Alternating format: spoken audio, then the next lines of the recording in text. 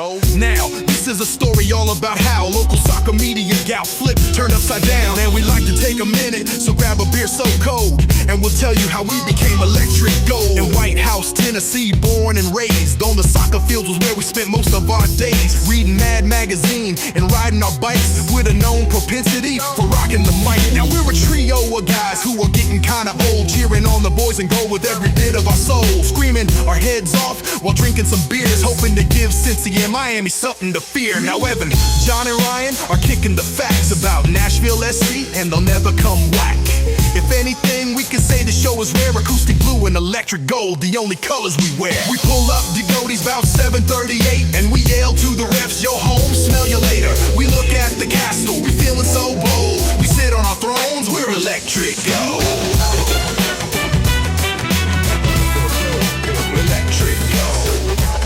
We're kicking off this episode of Electric Gold in a spoiler-free zone.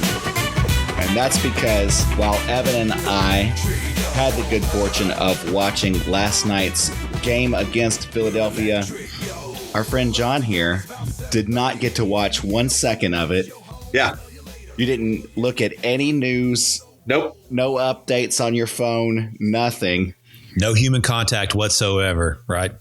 That's right. People that I've encountered have known the score, and I've just said, nope, don't tell me. And somehow everybody stuck to it, and nobody got me in on this. This is going to be an interesting podcast to conduct where one of us has absolutely no idea what happened yesterday. This will be an interesting experiment. But John, you're such a huge NSC fan. Do you want to enlighten everyone exactly why is it that you did not watch the game yesterday? I do. I absolutely do. Obviously, under normal circumstances, I would have been right there in the crowd, sweating my balls off. But July 5th, 2025 happened to be a very important birthday for my wife. Mm-hmm. I'll just say that she was born in the same year Back to the Future came out, the best year humankind has ever existed. So I'll let y'all do the math of what big birthday she had.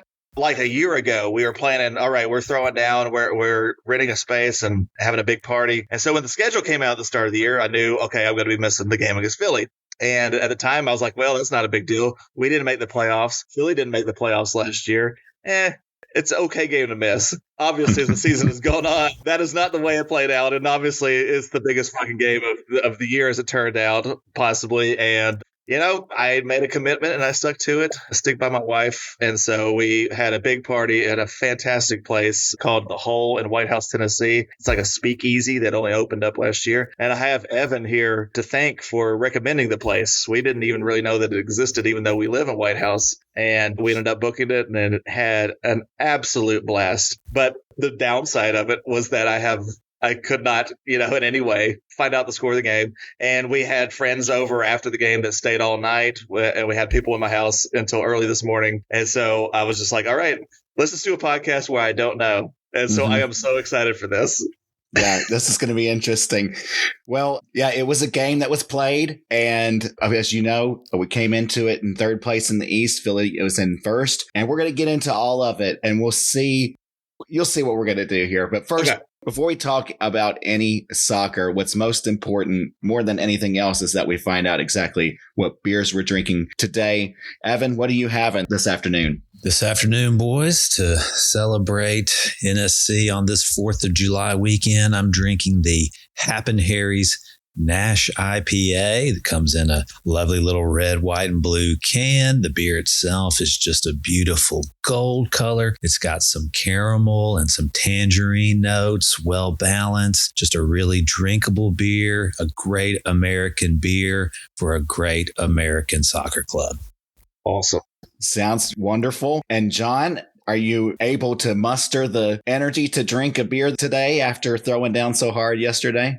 I honestly wasn't planning on it, but then I started seeing the pictures of the beers you guys were drinking. I was like, fuck it. You know what? Honestly, I was going to go to the pool after this podcast anyway. So yeah, I was going to throw down no matter what. It's hairy dog season. So right. I am drinking a hazy hearted IPA from Bell's Brewery. And I can't remember exactly. Bell's is in Michigan. I did no research of this because literally about 5 minutes ago I decided to drink this. But it's one of my favorite IPAs. It's a perfect tropical, fruity, hazy IPA. If you love hazy IPAs, this one's probably about the best out there. So yeah, I'm cracking it open. They are one of my favorite breweries in the entire country. I love Bell's Oberon, and they've got a number of great beers. So great choice there. Today, I am having an Italian lager, Peroni Nastro Azzurro. I could tell you about the beer, but honestly, the label's all in Italian, so I have no idea what any of it's saying. I know that the Peroni brewery was founded in 1846. Oh. It is a pretty classy, select offering of beers that they have. This is a lager that was designed back in 1963 as something that they plan to be able to export to the world. And I don't know if it's like their answer to Bud Light or whatever. It's a nice light lager for summertime. Seems like it's appropriate. Glad to be drinking here with you guys today. So cheers to you guys. Cheers, boys. Cheers, boys. Okay, normally we would do the weekend review right now, but rather than do that, I was thinking that it might be fun, since John has no idea what happened, is for us to do a little bit of trivia. John, you're a huge trivia fan, are you not? I am. I love it. All right. So this is right up your alley. We've talked about this before. John's a huge trivia nerd. He goes to trivia competitions all the time. Yeah. So we're going to throw some trivia questions at you. Okay. From the game yesterday, and we're going to see if you can accurately pick the correct answers. Oh my God. Okay. This is awesome. All right. Evan, I'll let you go first. Okay. John, are you ready? I'm ready. Okay. As I'll ever be. All right. John, true or false? Johnny Longsleeves Perez opted not to wear his trademark long sleeves in the scorching July heat for the first time this season. I mean, that would make sense, but obviously not. That has got to be false. Johnny is born to wear long sleeves. Come on.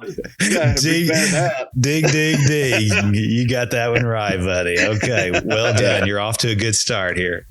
Yeah. That was a good, easy one to just get a warm up right there. Yeah, right. Okay, John. So this next question is in regards to the starting lineup that BJ Callahan rolled out for the game. Ooh. Okay. What significant changes were made to the starting lineup for this game? And I'll give you some multiple choice options here. Okay. A, Josh Bauer started for Andy Nahar at right back. B, Schaffelberg started at right wing in place of Johnny Perez. C, Alan Carlton started at left wing in place of Alex Muehl. Yeah. D, Teal Bunbury started as striker instead of Sam Surridge. Okay. Or E, none of the above. Ooh, I am going to have to go for A, possibly. Did Bauer start? No, Josh Bauer did not start. Even though he was listed as questionable earlier in the week, Andy Nahar did start in his normal position at right back. Okay, awesome. And the correct answer was actually E, none of the above. Oh, okay. I was going to get worried if all of those were correct. If all of the above was a choice. BJ Callahan opted to roll out the normal lineup that he always does, or that's typical. He went with the A team this time. Tag Seth returned back from his 1-game suspension. He was in the game. It was the complete typical lineup like we always see. There were no major changes at all. Okay, cool. Evan, what's your next question for John? Okay, John, you're batting 500 here. All right, let's see if you can improve that. All right. Multiple choice. Yeah. One of our guys made what was the defensive play of the game with a diving header to clear a certain Philadelphia goal. Who was it? Was it A, Alex Muehl, B, Eddie Tagseth, or C, Jason Palacios? Holy moly. Oh, I'll go with Alex. I threw him right up there because I wanted his name in your brain first. That was a real misdirection there. It was C, Jason Palacios. Nice. Okay. Awesome. Yeah, it was an incredible sequence. I think it was Kai Wagner that was taking that shot. And if he was on the right side of the goal if he's facing it, and he kicked a shot across the goal towards the left corner, and Joe Willis had to dive for it, and at outstretched hands, it was really well timed, but it was just past his fingertips, and he barely missed it. But then who was there to save the day? It was none other than Jason Palacios. Our Colombian man. Yeah. With a timely header. He had to kind of bend down to reach the ball, but he glanced it away with his head off of the line. I mean, it was really close, but he knocked it away. Yeah. And then I think it went to Jack Mayer, who then headed it off at a play and to safety. That shot was absolutely going to be a goal. There was no question about it, but Palacios was there just in the nick of time to save it and keep the score at 0-0. It was incredible. Palacios had an incredible game, but no play was more important than that one for him. I cannot wait to see this game. Okay, next question. In typical Philadelphia fashion, this game was very physical. Yeah. Which of these statements is true about the game? Okay. A, Philadelphia committed 736 fouls. B, Nashville committed more fouls than Philly. Or C, the refs called most of the Philly fouls fairly and accurately. Oh, come on. That's got to be B. Wrong once again. Oh. No, by my count, Philadelphia committed 736 fouls. The answer is A. Now, officially, they scored the game that Nashville and Philly committed 12 each. Oh, okay. But that is incredibly untrue. That is a terrible falsehood. Philly was getting away with practically murder out there on the field. It was egregious. It was unbelievable. It's not surprising because it's what they always do, but no, they were getting away with so many cheap shots, so many fouls. The refs just weren't calling a thing. It was ridiculous. They were pulling people down. They were knocking us off the ball. It was not even like they were trying to hide it. It was clear and obvious, and yet the refs, for the most part, particularly in the first half, were doing nothing about it. Oh, absolutely. By my count, they had more like 879 fouls, but, we're pretty close. We're in the ballpark, right? No, man. Now you're getting my blood pressure going. Good thing you got that beer, right? Yeah. All right, here we go, Johnny boy. Another multiple choice question for you. Big Joe Willis allowed how many goals in this match, okay? Oh, man. A, 1 goal. B, 2 goals. Or C, 3 goals. Oh, God. I hope it's A. And you are wrong, and that's because it's a trick question. He allowed no goals. It was a clean sheet for Big Joe. Now you've made my day. Yeah, in fact, don't look now, boys, but Joe Willis is actually third in the league in clean sheets this season with 7. So while we might have had some trepidation and worry about him earlier in the season, things have been coming together lately. It's his second clean sheet in a row, and old Joe's looking pretty good out there. Okay, John, time for your next question. Here we go.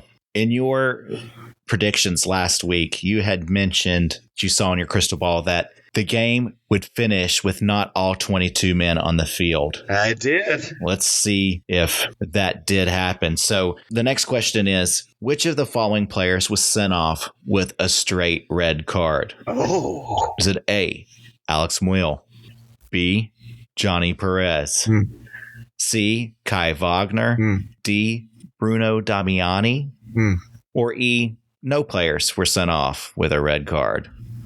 Damiani. Now, want to try again? I'll give you a second guess.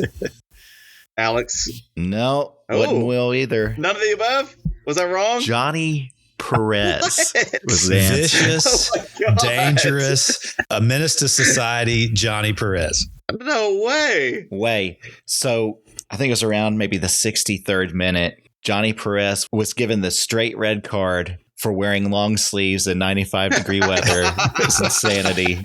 Like, no, really what happened was, I believe it was like a throw-in or something, that they were clearing it from their defensive side towards us, and the ball was coming to him, He didn't know that there was anyone around him. He didn't know that Ty Baribo was coming up behind him, charging hard. And so he stretched his leg out high. His cleats were out facing Baribo's face, and he got him in the head. Just a little nick, not a hard hit at all. Dangerous but play. Nonetheless, it was cleats to the face, and immediately the ref pulled the card on him.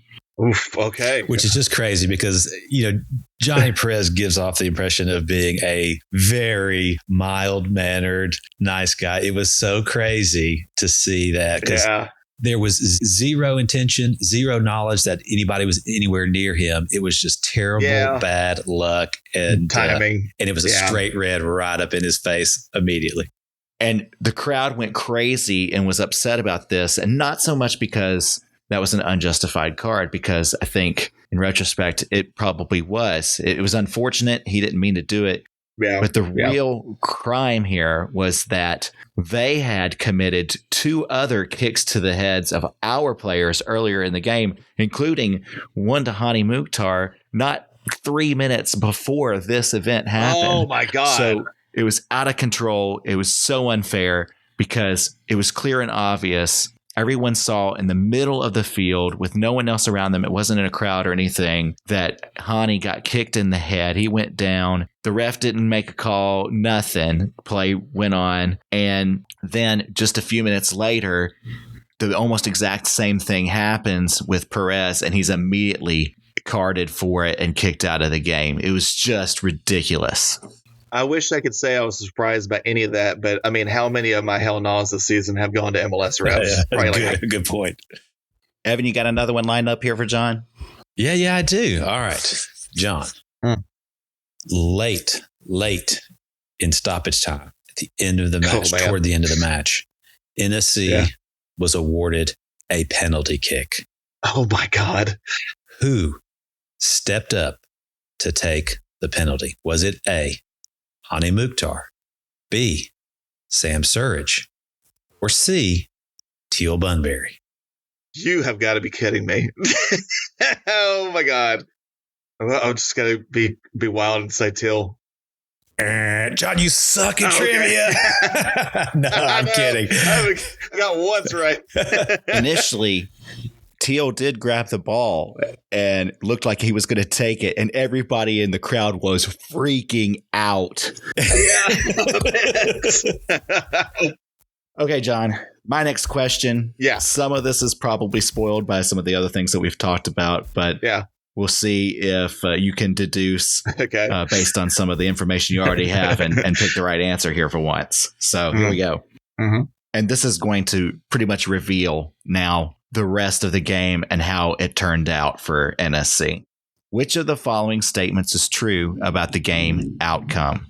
A, Philly won 2-0 on the back of a brace by Ty Baribo, both in the last 15 minutes of play. B, the game grinded to a 0-0 draw due to the physical play.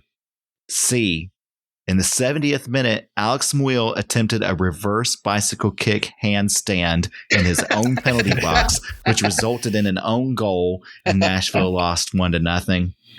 Okay. D, the game went to extended stoppage time, and in the 101st minute, Hany Mukhtar scored the game winner. Yeah. Or E, Ahmed Qasim broke a 0-0 draw with a goal in the 95th minute to secure the win for Nashville, just like you predicted last week, John. Which one was it? I'll shit my pants if it's E. I'll say D. D is correct. There you go. Yes! There you go, Johnny. Yeah. So, okay, let me set this up. Oh, my God. We get to the end of the second half. It's a 0-0 draw, and there's going to be 8 minutes of stoppage time. And playing through it, it gets down to like the last minute or two. I mean, just right at the very end, Hany breaks free into the penalty box with the ball. He's on the left side. Looks like he's going to take a shot. Right before he has a chance to do so, the Philly defender comes in, slide tackles him. He goes down, and play continues for a moment. But then a moment later, VAR and a review, and it's found that the defender did clip him on the top of his foot, resulting in a penalty kick. And initially, Teal is holding the ball, like we were saying earlier. It looks like he's going to take it. Everybody's going crazy. And then he hands it off to Hany, who does take the ball. And he absolutely blasts it into the net. I mean, there was no question about it. I mean, he lasered it through. It burned through the net, hit some people in section 129. Empanadas were flying everywhere. Yeah, and so the crowd was absolutely insane in this entire game, John. The stadium was absolutely full. It was as full as I've seen it maybe since League's Cup final a couple of years ago. I mean, it looked like there was every bit of 30,000 people there, and they were loud the entire game. The chants, everything. People were just going crazy. Yeah. They were chanting cheesesteak up your ass. Beautiful. They were just going nuts. It was amazing. And as the game got more and more intense, it just got louder and louder. And after that red card, you would have expected maybe that would have deflated the crowd some, but no, they refused. They kept just ratcheting it up. Yes, Nashville. I love you. They were like, we are not going to let this team go down without a fight. And the crowd really just lifted them up. And when Hany finally nailed that kick, oh man, pandemonium broke loose. It was amazing. And the crowd was really the difference maker in this whole thing. Oh man.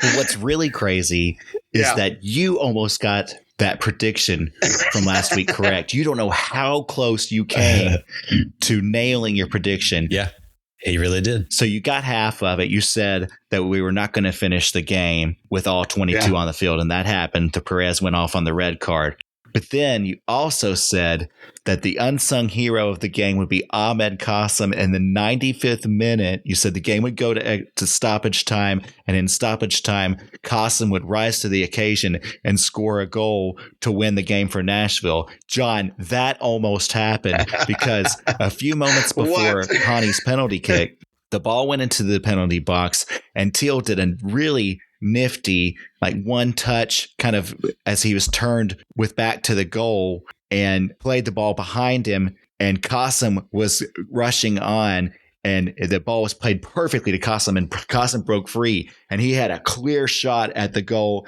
and he took it, and it just so happened that Blake made a terrific save on it, but he almost scored right then and there and won the game. And I had been watching it the whole game. When Perez got the red card, I was like, oh man, that's what John said was going to happen. And then we went to the stoppage time, and there was going to be so much time. I was like, oh wow, and it's 0-0, just like he said. And then when Qasim broke free, I was like, oh my God, it's happening. I was just like waiting for it. And of course, the goal was saved. So we didn't get all the way there. But man, it was so close to being a correct prediction for you. It was incredible. It was insane. If that had happened, I think I would have had to put my crystal ball up for auction. Take the highest bidder, because obviously it would have been too good. Evan, you got one more? Did I spoil your questions, or have you still got one more for him? Yeah, I've got one more, and my apologies for spoiling your last one, bud. But okay, John, last question. All right, so that moment that Ryan just described, Hany's game-winning goal from the penalty spot, was a just epic moment and a great goal. Hany now has 75 career regular season goals, which is A, fifth in MLS since 2020, B, third in MLS since 2020, or C, first in MLS since 2020. 75 career regular season goals. Since 2020, I'm trying to think of anyone who could have... I'll say C first. Is he first? Absolutely, he is first. Well done, John. Boy.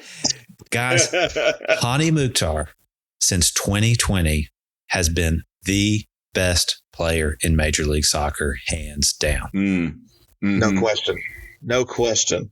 And a special shout out to freaking Felipe Cardenas. Do you guys know Felipe Cardenas? He's a writer for The Athletic. I guess he, all season long on Twitter, he's been saying how Nashville doesn't have any stars. Oh, yeah. And obviously, Nashville Twitter has been, throwing it right back in his face at every opportunity. And he keeps doubling down like a moron. And even the NSC account was like, no stars. Okay, huh? So, yeah. No stars, my ass. Hany Mukhtar is the star. And we got a golden boot leader. Take that and just shove it right up your ass. Yeah. So you know what happened, but let's do a proper summary for you. Let's do the week in review.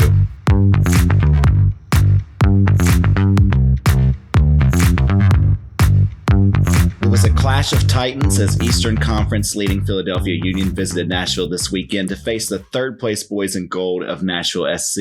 Nashville had already handled Philly once this season, a 3 thrashing on Philly's home field, which featured goals from Sam Surridge, Ahmed Qasim, and Hany Mukhtar. Nashville entered this match on a 14-game unbeaten streak across all competitions. Philly had been riding their own 11-game win streak until last week's loss to Columbus. Coach VJ Callahan rolled out his favored lineup with Eddie Tagseth returning to the midfield after his one-game suspension. Philly started the game with their top scorer, Ty Baribo, on the bench after he had been listed as questionable earlier in the week. Geodis Park was as packed as it has been in 2 seasons, and the crowd was raucous from the start. The players on the field were amped up as well as the game carried a playoff-level intensity throughout. As has become typical of Philadelphia's style of play, the game was chippy and physical with several questionable tackles going uncalled by the referees in the first half, including an undercut of Joe Willis as he went up to catch a ball. Nashville's best chance for a score in the first half came when Hany Mukhtar found himself in a point-blank range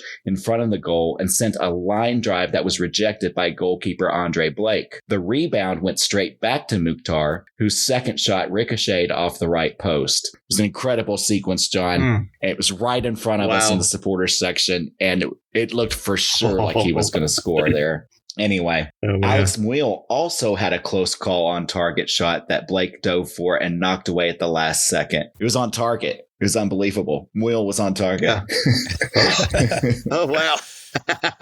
And Philly put together a couple of good opportunities in the first half as well. One shot in the 24th minute was headed for the right side of the goal and was just past Joe Willis's outstretched fingertips. Fortunately, Jason Palacios, who had an incredible game, was there with the timeliest of headers to knock the ball away and save the score. Overall, in the first half, Nashville was the side in control, handling possession and dictating the pace, but the teams went into the break tied at 0-0.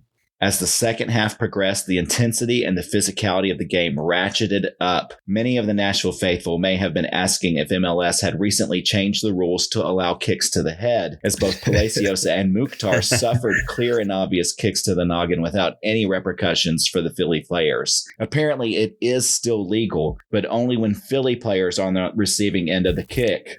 In the 63rd minute, and not more than 3 minutes after Mukhtar suffered his head kick, Jonathan Perez was shown the red card for barely grazing the head of Ty Baribo, who had just entered the game a couple minutes before. Now a man down and facing Philly's top scorer in the game, NSC's chances for a win were beginning to look grim. The crowd, however, would not let this game go quietly into the night. Instead, the chants got louder as the fans hung on every turn of play. Every bad call generated thunderous "ref, you suck" chants. And finally, the refs started to show yellow cards for all of the egregious tackles that Philly was throwing around. In the 82nd minute, yet another cheap shot put all-star Andy Nahar out of the match, but Nashville still managed to defend efficiently and protect the clean sheet. The match reached stoppage time, and it looked like the teams were headed for a 0-0 draw, but then, in the waning seconds of the game with time running out, Hany Mukhtar got free in the Philadelphia box. Before he could get off a shot, Owethu Makanya slid and tackled Mukhtar from behind. Initially, there was no call and play continued. But then, lo and behold, VAR was summoned for a second look, and the resulting decision was indeed a foul, giving Mukhtar a penalty shot. In the 101st minute, Mukhtar lasered a shot into the top of the goal, giving Nashville the 1-0 lead. Philly attempted to muster one last opportunity on the other end, earning a corner kick, but presenting no real threat. The whistle blew. The fireworks exploded. The crowd went wild, and Nashville SC pulled off the 1-0 victory in stoppage time with a man down, beating the formerly number 1 team in the league and propelling themselves into second, not only in the East, but in the Supporters' Shield standings. That's what happened last night. That's what you missed, John. It was probably outside of the League's Cup final. It was the most crazy crowd that I've witnessed at Geodis, and probably the best game. I mean, it was unbelievable. I knew it was going to be. I knew it was going to be as soon, like probably 2 months ago when both of us started looking really good. I was like, I guarantee I'm not going to make that game. It's going to be the greatest game. People are going to talk about it 20 years from now. But, I'm a good husband. Natalie, if you end up listening to this, yell at me, girl. He missed a good one. You missed a good one. Evan, anything you learned? Yeah, I did. I learned that just when I thought I couldn't love this team any more than I already do, I really love this team. And I'm not going to lie, boys. I didn't know if we were going to be able to get even the draw after the red card. It just didn't look great. Yeah.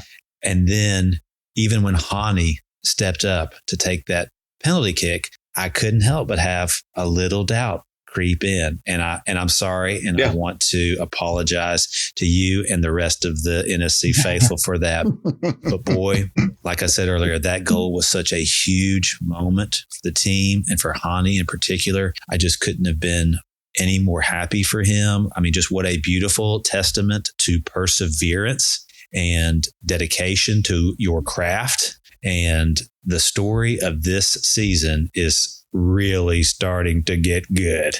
The team is special. And I'll tell you what I learned, and I think what maybe a lot of people in the crowd learned, and he may have already known it, but he certainly expressed it in the post-game press conference. BJ Callahan said, I hope everyone understands the level of impact that the fans have when we're down a man and grinding away. That is just extra, and it helps, and it matters. I fully 100% believe that the crowd is what lifted the team up over the obstacles that they faced, the dirty play, the cheap shots, the poor refs, the red card, the fans. The crowd, that's what made the difference. That's what leveled us up and kept that team going, kept them motivated, kept them from giving up. And we persevered and we won as a result of it. Nashville, if you turn out with that kind of energy every time, man, you're going to take this team places, because we may have been a man down on the field, but we outnumbered them because of all the people we had in the stands, and they had no answer for that. I just think that made the difference. It was amazing. It was amazing to be a part of it. I hate to rub it in, awesome. John. I'm sorry. No. I could not be happier about all of this. You realize this. Oh man, I'm going to be on fucking cloud 10 the rest of the day. I went back and played back some of the clips of the game just to see if I could tell the crowd noise. Oh, it's there. Yeah. Oh, and at the end, the penalty, play that with the sound up. It's amazing. I'm going to watch it after this. It was a lot of fun. Well, after all that, I don't even know how we do this, but it's time to talk about the best things we saw. Hey, I'll do it. I'm in. I've already got one. Okay, it's time for all hell yeah.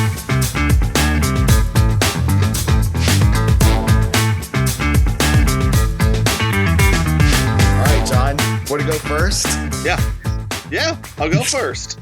Do it. Obviously, I wasn't there, but my all hell yeah is just going to go to the city of Nashville.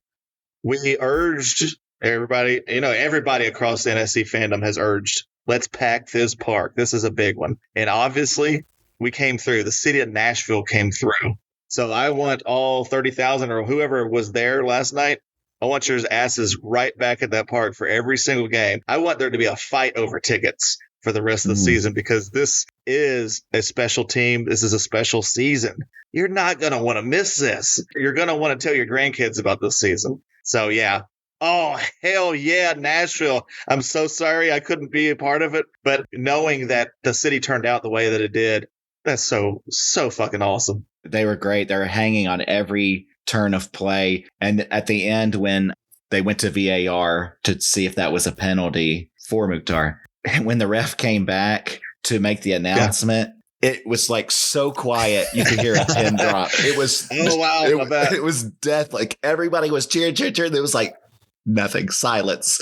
And as soon as he said that the Philly player committed a foul. It erupted and people were crazy. And then, of course, when the goal went in, it was even more so. The fans were there and they would not be denied. It was great. Evan, awesome. Oh, hell yes. Oh, there are so many that I could choose from. I could come up with one for Palacios. I could come up with one for Hany, but I'm going to give mine to Johnny Perez because before he was sent off, he was magnificent. Look, everybody played well, especially considering the difficult opponent. Not everybody had their best game, but again, all things considered, everybody played well. But Johnny Perez, who I think was on maybe his like fourth or fifth start in a row, he was excellent. He was playing incredible offense and defense, his offense in particular. He was dribbling out of pressure like you would not believe. He was keeping possession. He was making great passes. And I was just like, oh, hell yeah, this guy deserves his starting position in this lineup. He deserves everything good that's coming his way. And then when he got sent off, I was just like, oh, no, you got to be kidding me. But until then,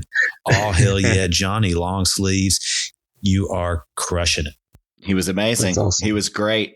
I'll just throw a quick one in here as well. I think that Patrick Yazbek and Eddie Tagseth deserve some major kudos. They were giving every bit as they were getting from Philadelphia when it comes to the rough physical play. Like Yazbek was just a monster, a beast in the middle. He was throwing his body around. He was physical as well. Philly thought that they could come in and rough us up, and that was how they're going to win the game. Yeah.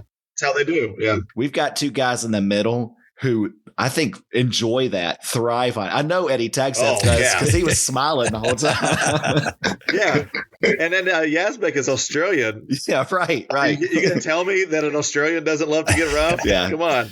Those guys took it and gave it right back. And I think that, they stood up to the Philly onslaught, and it was great to see. We've got not only a team with exceptional skill and talent, but toughness. We are tough, and I love it. I love everything about this team. Yes. There were some crappy things about the game, no doubt. And so let's talk about those now. This is all hell no.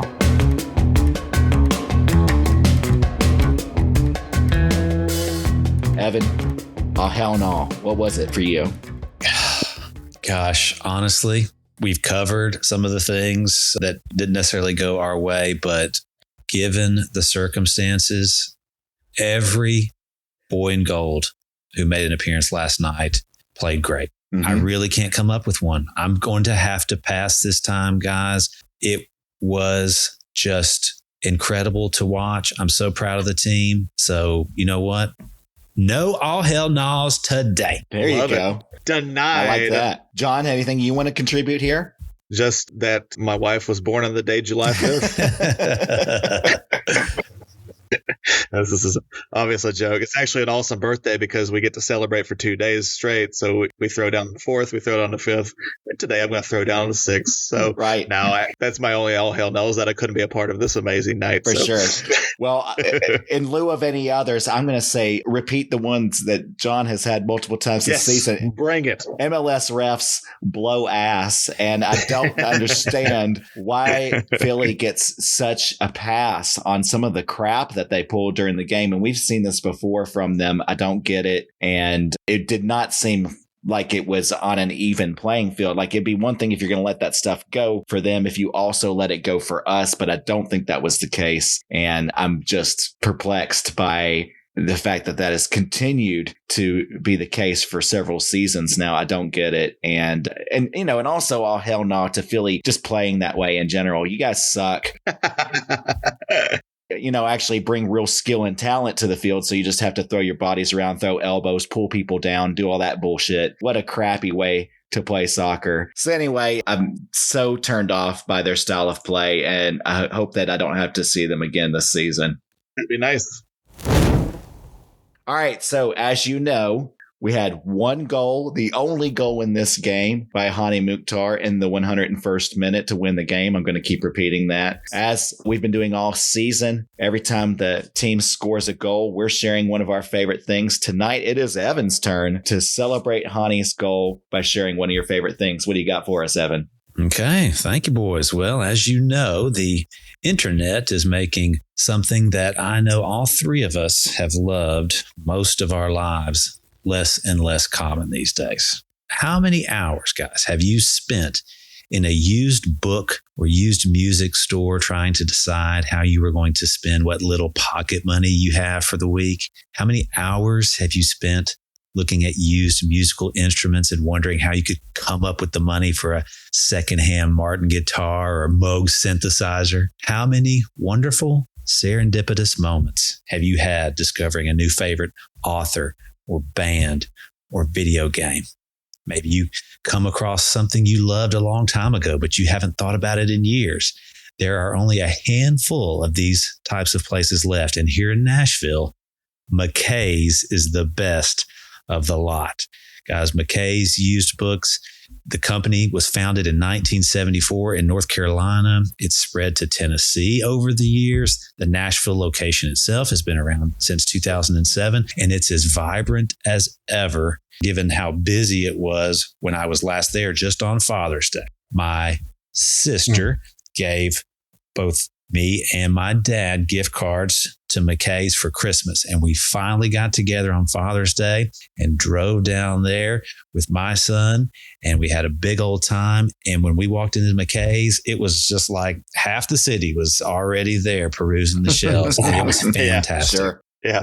Guys, McKay's, it's like a scavenger hunt through a mashup of the Library of Alexandria and your eccentric uncle's personal collection. You can peruse shelves and shelves of pre-loved items and come away with something really great. As you know, they've got books, records, CDs, games, even toys for your kids. You can even take a box full of your old things in there to trade in and then pass something like that on to the next person. And because of that rotating nature of their inventory there, it's a little different every time you go. So it's always fun and new and exciting, always worth the trip. Guys, I love McKay's, and that's why it's one of my very favorite things. Hear, hear. Here, here. It's something I introduced to my daughter many years ago, and we've made it a pretty common routine for us to go and just check it out on a Sunday afternoon or something, peruse the shelves, see what's there. It's something we do every Good Friday. We have kind of a yearly tradition that we go out for lunch on a Good Friday and then go explore the city. We always end up at McKay's as well, just Awesome. going through, like you said. We always leave with a big stack of books in our hands as well. Yeah. So Yeah. it's great. It's something I hope it sticks around for forever and is a Nashville tradition that doesn't go away, because it's just wonderful to go there and explore. Yeah.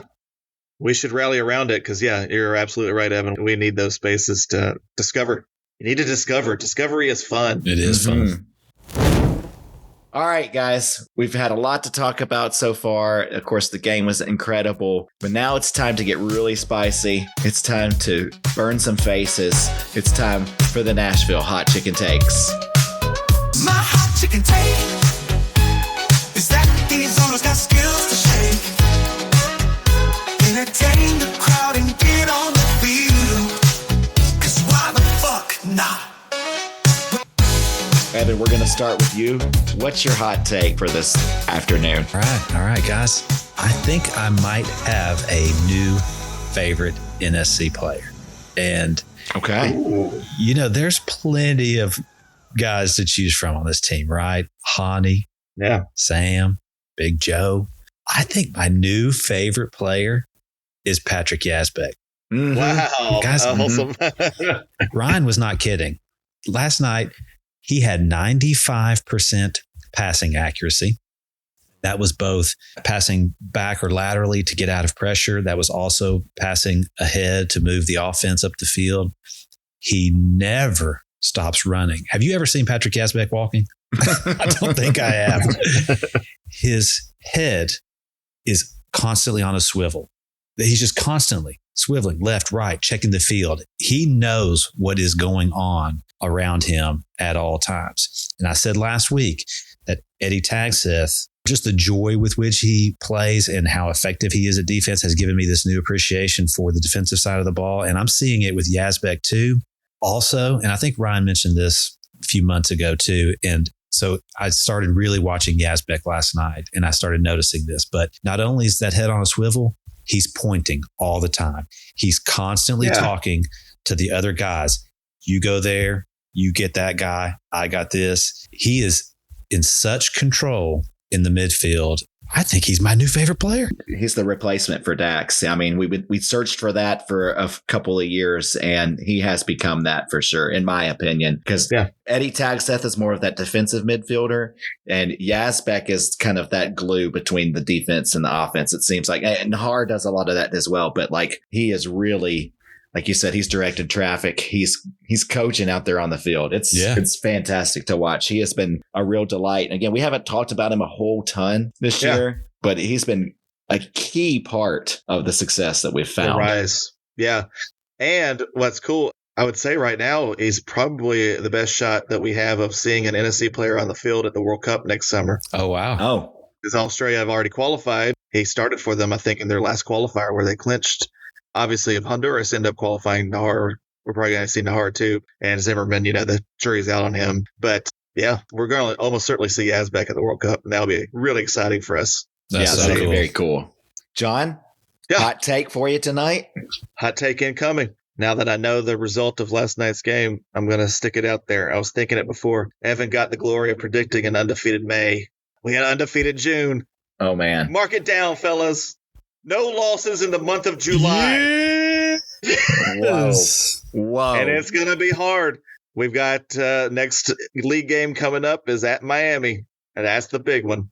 Yeah. We also host Columbus, and we're at San Diego. Yeah. And there's a game against Toronto squeezed in there as well. Yeah, who cares about Toronto?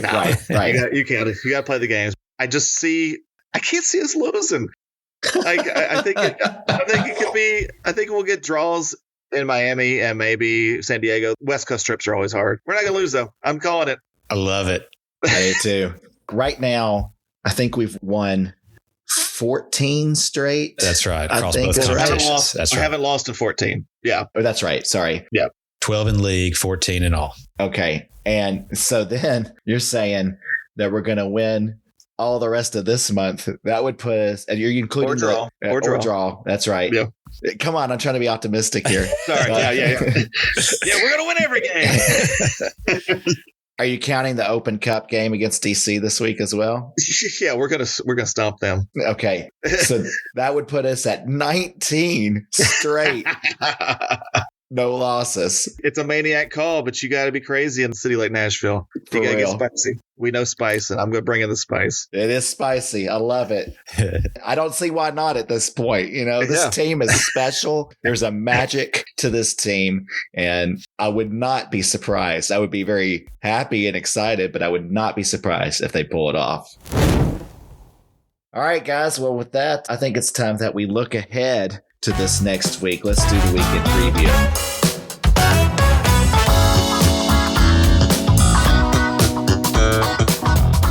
Fresh off the big win versus Philadelphia, the boys in gold have a busy week coming up. First, remember the Open Cup? The team is still contenders in the oldest soccer tournament, and they host DC United on Wednesday in a quarterfinal matchup. Overall, DC has had a tough season, notching just 4 wins, 10 losses, and 7 draws in MLS play, but somehow they have eked through the Open Cup results so far.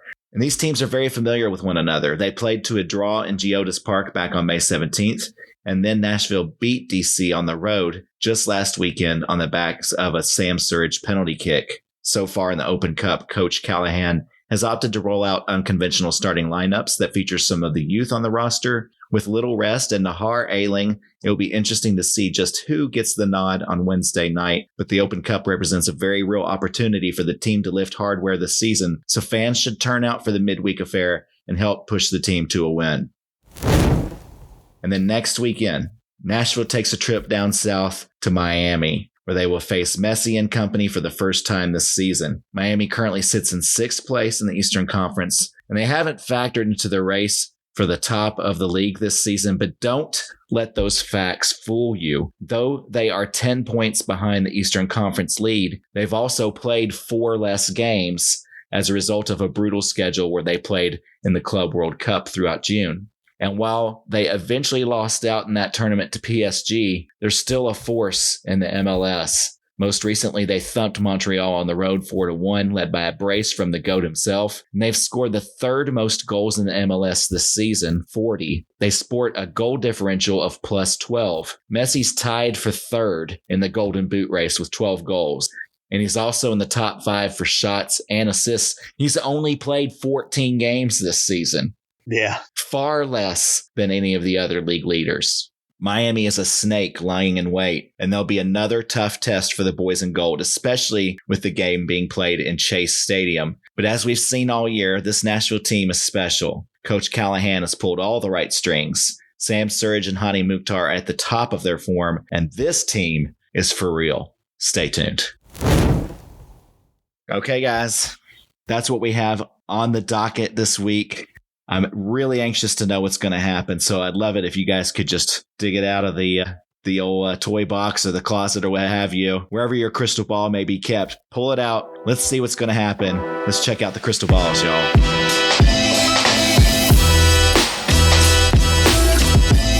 John, we'll let you do this first.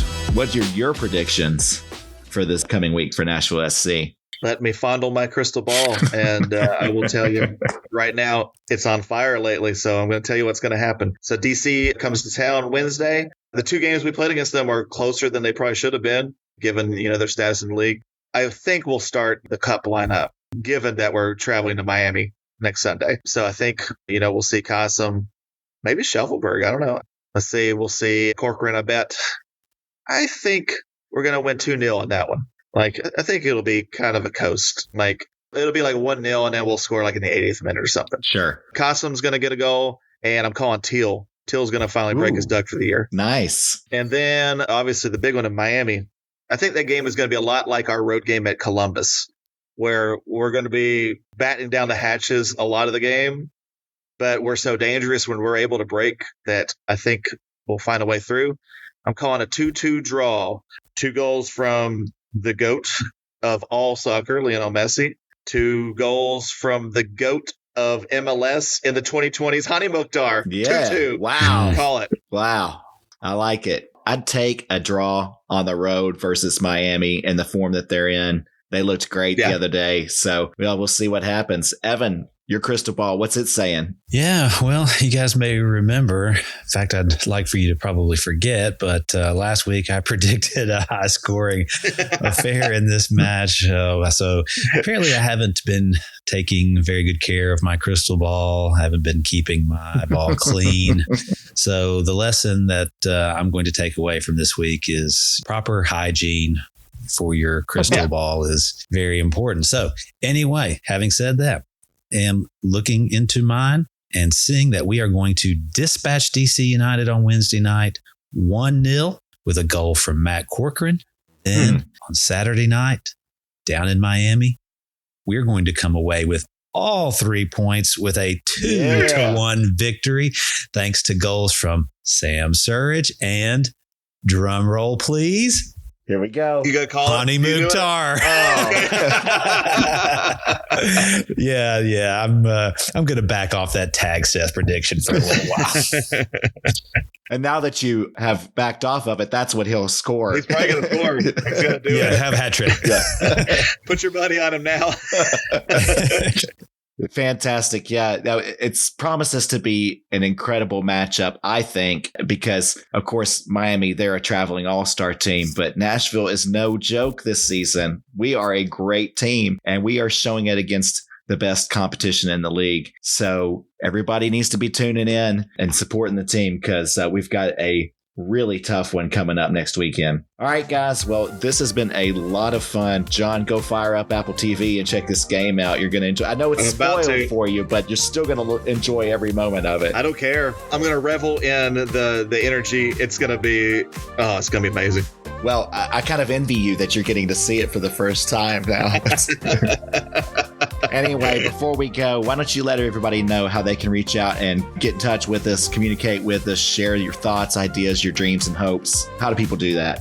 Of course, we are Electric Gold NSC on Instagram, on Facebook, X formerly Twitter. We welcome any and all hot takes, hell yes, hell no's. I don't know, family recipes. Just talk to us. I love to talk to y'all, and I love hearing from you. I swear to God, every notification that pops up, I'm the one running the social media, and I share it with these guys because it's just so fun to hear from y'all. So yeah, Definitely. like us, follow us, and let's keep this thing rolling. Give John that dopamine hit that he so badly craves. I do. All right. Well, everyone, thank you for listening. Hope you've enjoyed it. Hope you enjoyed the game yesterday. And yeah, just keep tuning in and listening. We really appreciate it. In the meantime, make sure that you keep on supporting the team. Keep on tuning in. Keep on cheering them on. And for God's sakes, always, please keep on saying it. Come on, you boys and go. Come on, you boys and go. Come on, you boys and go. Cities, neon lights, talking dreams on Friday nights, electric vibes and stories told. Come on, you boys and go. Waves of laughter in the air, podcast pals without a care, sharing glorious thoughts out loud. Come on, you boys and go. Waves of laughter in the air, podcast pals without a care, sharing glorious thoughts out loud. Come on, you boys and go. Hang on. So now Washington, D.C. is coming to town. Open Cup game. It's the only city where everyone's a consultant. The drinks are weak. The takes are worse. The power-hungry interns dress like senators, and they cry in their Capitol Hill bathrooms. Let's rip these metro doors wide open and roast everything from K Street to DuPont like a redacted email at 4:59 p.m. DC is like if LinkedIn became a city and developed a superiority complex. You can't spell dysfunction without DC. It's the only city where your job title is longer than your lease. In Washington, there's just group projects, moral ambiguity, and bad networking events in suit form. Everyone in DC thinks they're making change. Half of them are unpaid interns, and the other half are just embezzling more efficiently. You're not a policy advisor, Chad. You made a Canva presentation once for someone who sat near a think tank. Your social life is just happy hour with people who would absolutely push you under the metro for a committee seat. Every bar conversation's a TED Talk that no one asked for, delivered by someone whose biggest accomplishment is knowing someone who knows someone at the Hill. Even the bartenders are networking. And the metro is like your government, old, expensive, mostly broken, and it shuts down early for no reason. You gentrified so hard that even Whole Foods is now considered a historical site. Your neighborhoods change names every 3 months like they're trying to escape their own personality. Everyone in DC says that they hate politics, then they tweet 47 times a day about it from inside a WeWork, spending half of your life passing meaningless legislation and the other half passing around the same 3 X's. Your entire local culture is just based on pretending that national dysfunction is somehow not your fault. But you know what, DC? You are the least of our concerns this week because you know who else we've got to deal with? Miami. Miami, the city that smells like sunscreen, weed, and financial fraud, all while blasting Bad Bunny from a $300,000 car with a $23 credit scored. This isn't going to be some hot Miami fun for you guys. This is Category 5 disrespect. You're just Las Vegas with humidity and unresolved daddy issues. You're the only place where everyone looks rich and no one can actually pay their rent. Your economy runs on bottle service, crypto scams, and whatever's left in Pitbull's checking account. You're not really a city, you're a thirst trap with Wi-Fi. You call it vibrant culture, but it's just loud music, louder outfits, and the loudest denial of aging. It's where influencers go to die and realtors go to sin. Everyone's either on drugs, selling drugs, or dating someone who is between charges for selling drugs. It's the only place where people can flex their Lamborghinis and live 5 deep in a 1-bedroom with no furniture. Your local fashion is like a mix of Fashion Nova, knockoff Gucci, and bad decisions all wrapped in sweat. You're the credit card fraud capital of the world, and even your brunch receipt comes with a subpoena. You didn't survive the pandemic, you hosted it. The only thing more inflated than your real estate market is your sense of self-importance. And driving in Miami, it's like playing Mario Kart on meth. You've got all these luxury cars with no turn signals and Uber drivers who treat red lights like suggestions, and your airport is a portal to hell disguised as a Cuban food court. Tourists come for the beaches and leave with the herpes, and the only time the traffic moves is when a yacht crashes into a jet ski in Biscayne Bay. way. Your city runs on vibes because no one has a single original thought. The nightlife is just Instagram in real life, except with more sweat and less literacy. Your idea of art is someone twerking in front of a neon sign that says manifest. And every conversation in Miami ends with, I know a guy, but that guy's always in jail. You built a whole city on cocaine, lies, and spray tans, and somehow you're supposed to be elite. Well, I don't think so. Listen, Miami, we are coming down there, and I don't care who plays for you. Nashville is for real. We're going to give you a thumping. We got something really, really special for you. It goes like this. Cruising Ocean Drive, feeling fly, looking crispy. Nashville, SC, Golden Boy, straight risky. Pink kids can't phase us, they looking shifty. Inner trying to flex, but they game so iffy. Rolling through Miami, we the kings of the pitch. Nashville, SC got that championship bitch. Enters in the rear view, dreams they can't stitch. Rolling through Miami, yeah, we making it rich. Nashville strike, fast precision so tight. Inner chasing shadows, lost in the night. Boots to the turf, the squad taking flight. Y'all can keep messy, our squad's dynamite. Hot sun, palm trees, yeah, we taking the turf. Nashville too sharp, got them questioning the worth. Flaming like the skyline, we bringing the mirth. Miami in the dust, feel the quake in the earth. We roll deep like a wave on Biscayne. Nashville, SC putting pride in the game. Inner just a flicker, barely holding the flame. While we rise up strong, repping Music City fame. Rolling through Miami, we the kings of the pitch. Nashville, SC got that championship bitch. Enters in the rear view, dreams they can't stitch. Rolling through Miami, yeah, we making it rich.